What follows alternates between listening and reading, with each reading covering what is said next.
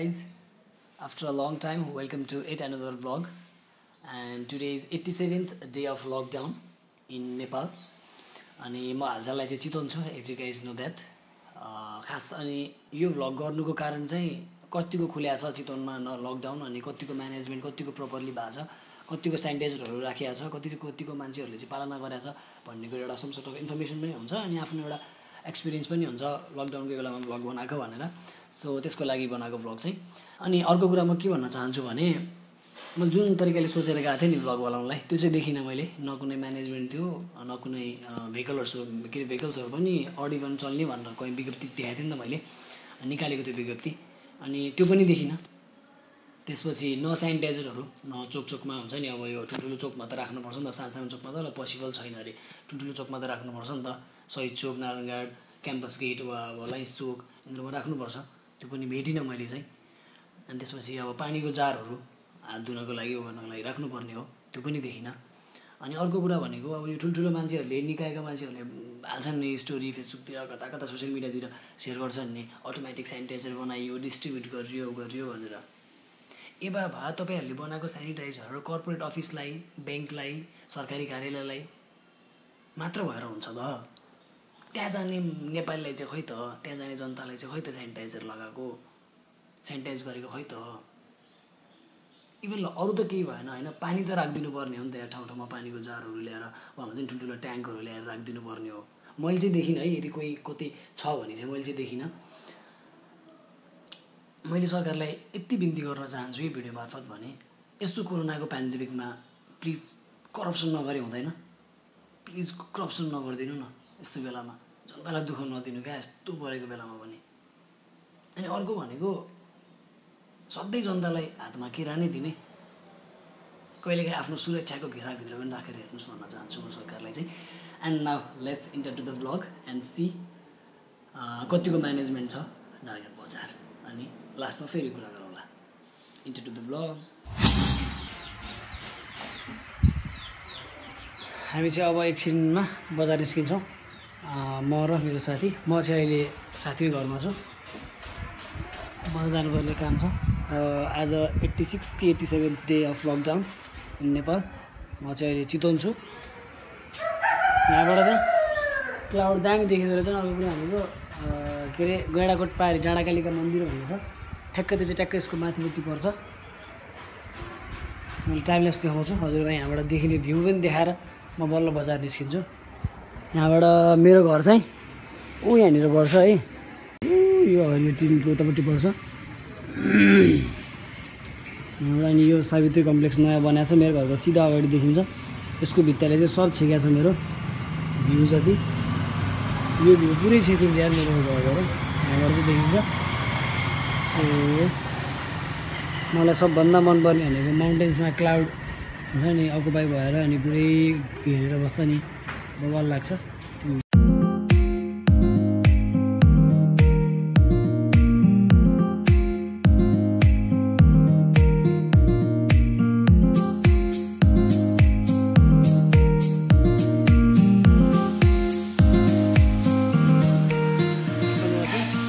बजारको माहौल हेर्छु अलिकति खुल्या छ अरे खुल्न त, त्यही पनि लेट्स सी.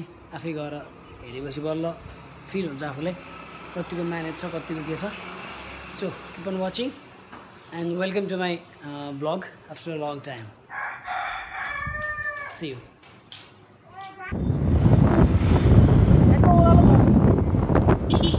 यहाँ छैन चेकिङ, यहाँ चाहिँ कहाँबाट छिर्ने हामी अहिले. आज कति हो दिन पो हो लकडाउनको, बिर्स्यो मैले त. 86 के 87 यो चाहिँ सिजी ल्यान्डमार्क चौधरी ग्रुपले बनाएको. बजारतिर जाने काम छ, त्यही भएर जानु लाग्यो गाइस. यहाँबाट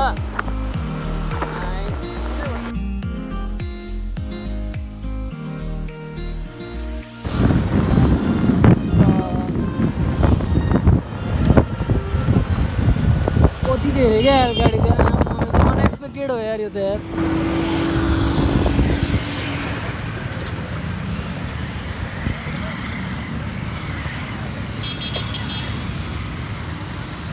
यतापट्टि चाहिँ यस्तो छ यहाँनिर चाहिँ भातबडी छ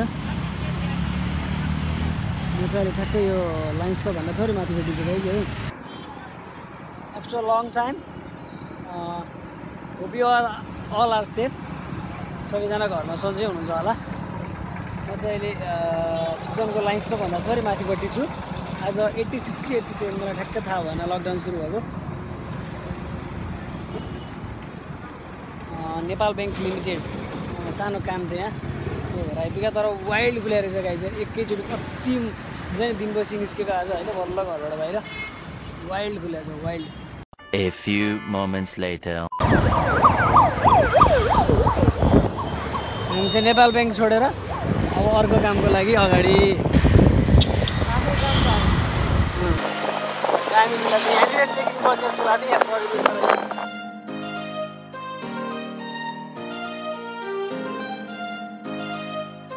यता पनि चेकिङ गरिरहेको छ है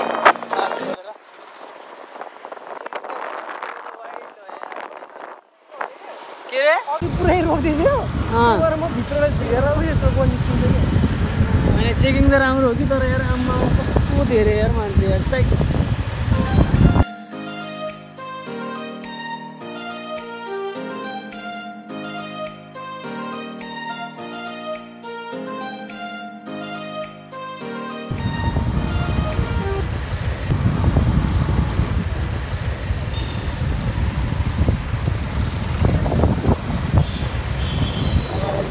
कहाँ छ यस्तै छ गाइज तर सबैले सोसियल डिस्टेन्स मेन्टेन गरेर मात्रै हिँड्नु होला त्यही हो अरू त के भन्ने हो र होइन आफू चाहिँ सुरक्षित हुनु त्यति हो कति छिटो यत्रो खुलेको यार कानमा झन् लास्ट खुलेको तर खुल्यो हो त्यही पनि यहाँ पनि यत्रो खुल्नु भनेको त धेरै बल्ल आइपुग्यो money transfer A few moments later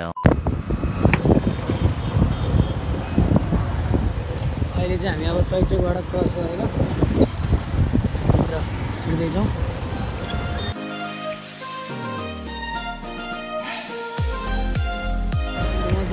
psycho भइरहेको छु क्या म चाहिँ भिड देखेर क्या कत्रो भिड क्या यो त के बन्द त के बन्द छ र एउटा पसलले गर्दैछ है घडी रेडियो सर्भिस केन्द्र बन्द रहेछ एउटा के रे जोर बिजोर चल्या भन्छ सबै बाइक त्यही भने हेर्न 3 पनि छ 4 पनि छ यो कति हो 9 रहेछ 5 छ अगाडि गाडी 9 रहेछ मेरै 4 छ 6 छ हाम्रै 4 हो 4 छ यस्तो छ यस्तो प्याक पनि हुन्छ यार हाम्रो त्यही बुल्दै त नजर्ने यार तलतिर यार यो त वाइल्ड रिक्स हो क्या साग थाक्दैन छैन नि सरकारले राखिदिनु पर्ने हो नि सेनिटाइजर पानीहरू हात धुने पानीहरू खै केही पनि छैन क्या सरकार त सम्झियो तर नि फेरि अहिले यत्तिकै यसरी खुल्ने भए त पहिले पनि त खोलिदिँदा हुन्छ नि त अलि पहिले त्यसो भए त यहाँको सब्जी मन्डी धेरै खुल्या छ है गाइस बालकुमारीको जे सब सब्जी मन्डी खुल्या छ तै अनि कसरी नबढोस् अनि कोरोना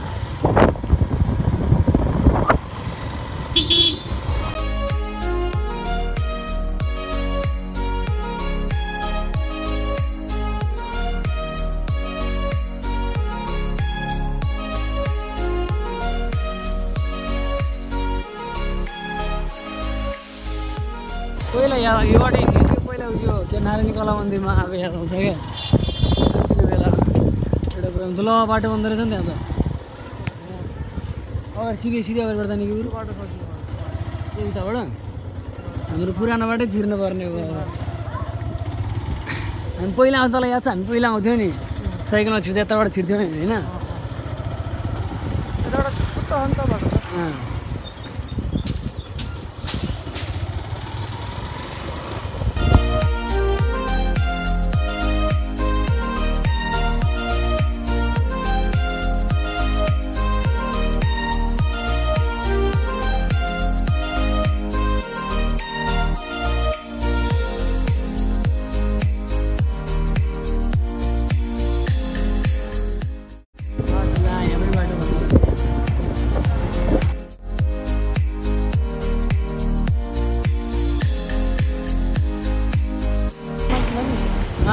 कोट लाएर के ट्राफिकले छुटिरहेको अनि टाढा यहाँबाट हामी भित्र छिर्छौँ यताबाट गयो भने चाहिँ पोखरा बसमा पुगिन्छ यहाँबाट यतापट्टि चाहिँ चितवनको फुटसल छ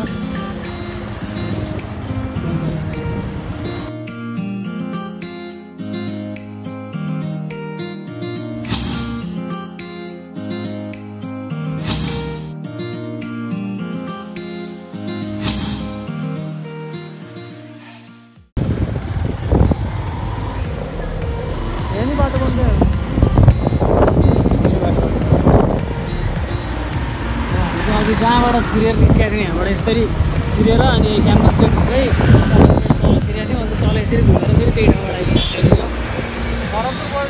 नारायणगढ बजार घुमेर आइयो एकपल्ट नारायणगढ बजार चाहिँ सर घुमेर आइयो गाइस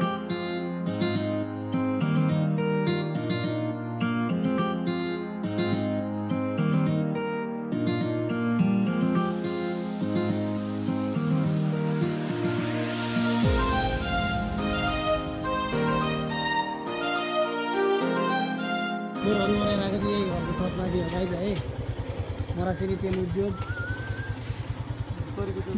चितवनमा चाहिँ मरासिनी तेल उद्योग भन्ने चाहिँ अब फेमस हुँदैछ एकदम प्योर क्वालिटीको तोरीको तेलको डिस्ट्रिब्युटर हाम्रो साउजी माथि हुनुहुन्छ मेन ओनर हाम्रो सानो ओनर चाहिँ यहाँ छ कसले सुन्नु भएको थियो गाइस मरासिनी तेल उद्योग भन्ने कमेन्ट डाउन बिलो होइन भने यो चाहिँ नगरचोक सावित्री कम्प्लेक्सबाट 50-100 मिटर भित्रपट्टि छ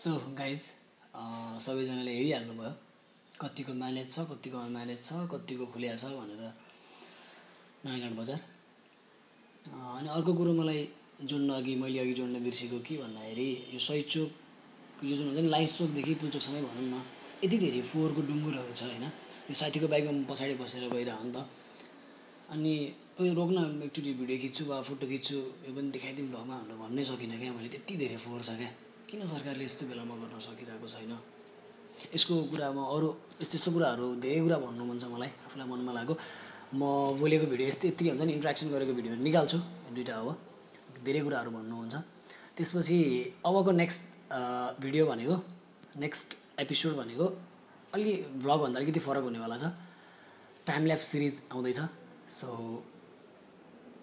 यो एपिसोडको लागि चाहिँ यति नै अर्को एपिसोडमा भेटौँला अहिलेको लागि चाहिँ सी यू बाय अनि एउटा सानो प्रोमो हालिदिन्छु let's watch it and hope you will wait for next episode see you bye piece